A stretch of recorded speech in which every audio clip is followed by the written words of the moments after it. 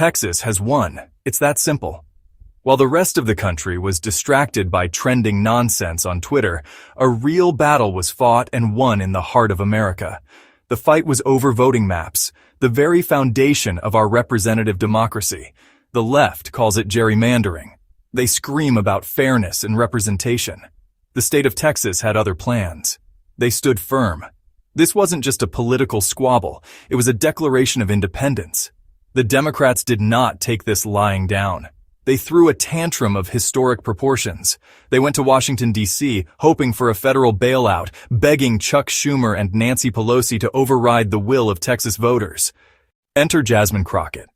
If you wanted to create a perfect encapsulation of the modern Democratic Party in a lab, you would create Jasmine Crockett. She is loud, she is angry, and she has just lost her job.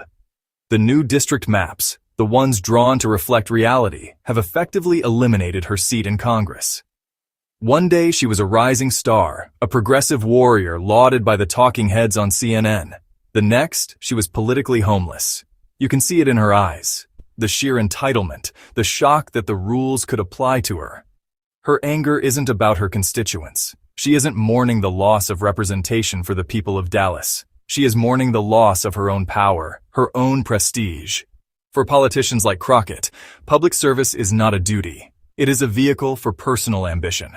You have to understand that for the modern left, everything is theater. Politics is not about policy. It's about performance. When they realized they were going to lose the vote, they didn't stay and fight. No, they fled. They chartered private jets and flew to Washington, D.C. to hide. They called themselves fugitives, comparing their self-imposed vacation to the plight of runaway slaves. The sheer arrogance is breathtaking. They forced Democrats to sign agreements allowing law enforcement to escort them to the legislative chamber. Of course, there was one lady who refused to sign. She was not allowed to leave the chamber and remained seated as security and staff watched. No one physically removed her, but she was effectively trapped by the rules she tried to defy. The truth is, she was a person who chose theatrics over duty. She orchestrated her own arrest for the cameras. This is the state of the Democratic Party today. It has become a party of performance artists. So who suffers from all this drama? The real victims are the people they claim to represent. The ordinary, law-abiding Americans who just want to live their lives in peace.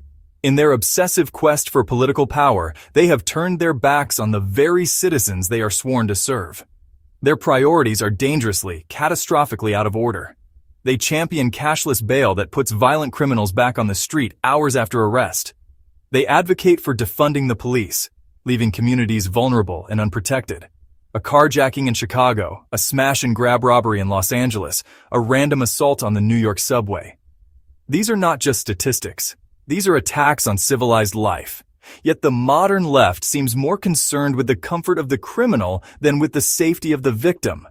They will march for the perpetrator, but ignore the person he has harmed.